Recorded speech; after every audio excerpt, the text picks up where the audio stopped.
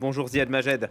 Vous êtes politologue et professeur d'études sur le Moyen et Proche-Orient à l'Université américaine de Paris. Stéphane Amar nous donnait ces informations concernant ce raid de représailles en Israël. Un deuxième front, selon vous, se dessine là entre le Hezbollah et les Israéliens? Il est clair que la situation au sud du Liban devient de plus en plus explosive, de plus en plus dangereuse. On a assisté pendant des mois à des échanges de tirs, mais qui respectaient une certaine profondeur dans le territoire. Depuis quelque temps, les frappes israéliennes vont plus loin du côté du sud Liban et font de plus en plus de victimes civiles. Donc, de plus en plus de crimes de guerre israéliennes sont commis au Liban, ce qui fait qu'on peut s'attendre à une escalade, peut-être pas à une confrontation générale, parce que ni le Hezbollah ni son allié iranien ne souhaitent voir cela pour des raisons différentes. L'Iran a des considérations régionales et des priorités de négociation avec Washington. Hezbollah a sa base sociale au Liban, de même que tout le pays qui est en crise économique terrible et avec des conséquences évidemment sur les déplacés internes, puisqu'il y a 90 000 Libanais qui ont été déplacés par les bombardements israéliens du sud Liban vers d'autres régions. Mais du côté israélien, on voit que Benjamin Netanyahou, pour pouvoir rester au pouvoir, menace de plus en plus. Les émissaires français comme américains qui arrivent à Beyrouth transmettent des messages assez menaçants. Donc on peut s'attendre à plus de tensions, mais peut-être pas encore à un affrontement général entre Israël et le Hezbollah. De cette nouvelle crise au Proche-Orient, ni Israël ni le Hezbollah n'a intérêt à une confrontation directe. Oui, je pense qu'il n'y a pas un intérêt à une confrontation large, disons, ou qui s'étale sur toute la frontière libanaise, au moins du côté du Hezbollah. Du côté israélien, il me semble que les choses sont beaucoup plus mitigées. Netanyahou a un intérêt pareil, pas avant l'opération qu'il veut mener à Rafah, donc pas avant la poursuite de sa guerre génocidaire contre les Palestiniens, mais peut-être dans une deuxième phase, puisque pour lui, et il l'a dit, c'est une fenêtre d'opportunité pour en finir avec Hezbollah et sa menace du côté des missiles. Mais les Américains disent aux Libanais depuis quelque temps que les risques deviennent de plus en plus sérieux, qu'il faut trouver une solution afin d'éviter le pire, parce que du côté israélien, on n'est pas sûr de ce que veut Benjamin Netanyahou. Donc la situation est dangereuse. Et si on regarde un peu la carte des frappes israéliennes, on a dépassé la ville de Nabatiyeh, qui est bien loin de la frontière. Et vous avez évoqué tout à l'heure la frappe du Hezbollah à Safad, qui est éloignée de la frontière.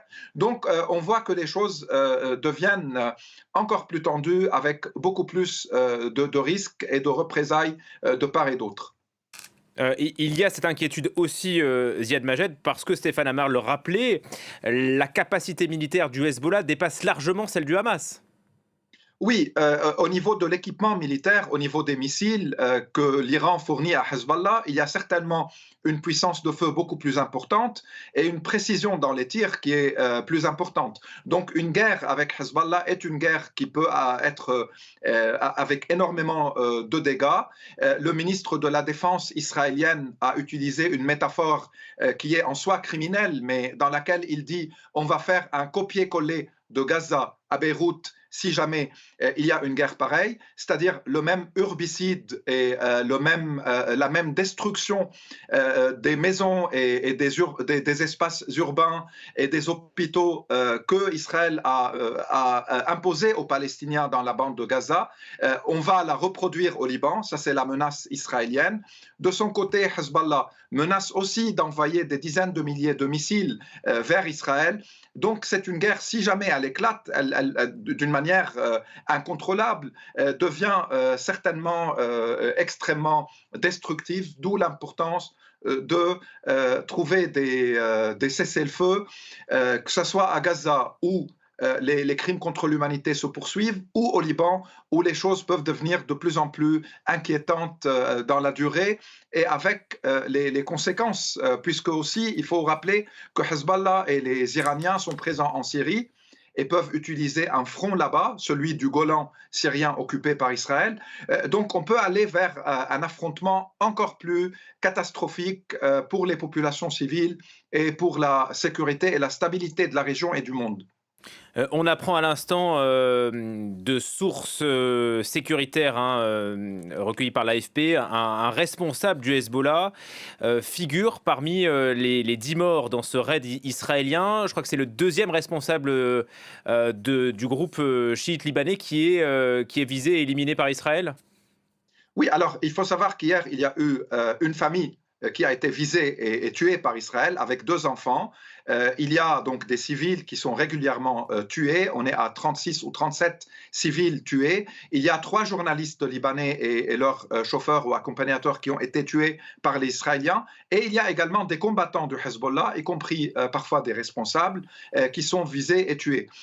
Donc il est vrai qu'hier, un responsable ou un membre du Hezbollah a été tué, mais avec également des civils, dont des enfants, qui ont été visés et toute la famille à Nabatiyeh a été anéantie, de même que 2 enfants à Sawane, dans un village pas loin de Bent Jbeil, qui est une ville du sud également. On a bien compris que ce qui se passait entre Israël et le Hezbollah était forcément lié à ce qui se passe en ce moment à Gaza. Sur Rafah, quel est votre sentiment, Ziad Majed? Est-ce que Netanyahou va lancer cette offensive terrestre malgré les réticences internationales, y compris celles des Américains?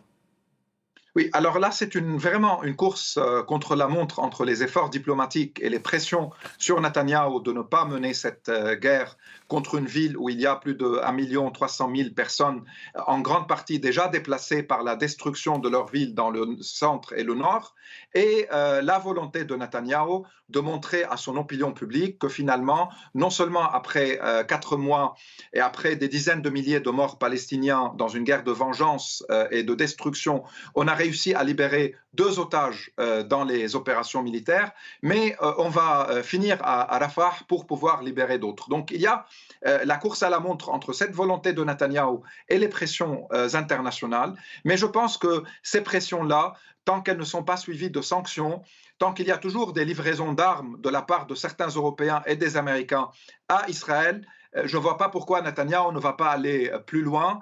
Jusqu'à maintenant, ces 2 objectifs, la destruction du Hamas et la libération des otages, n'ont pas été mis en place.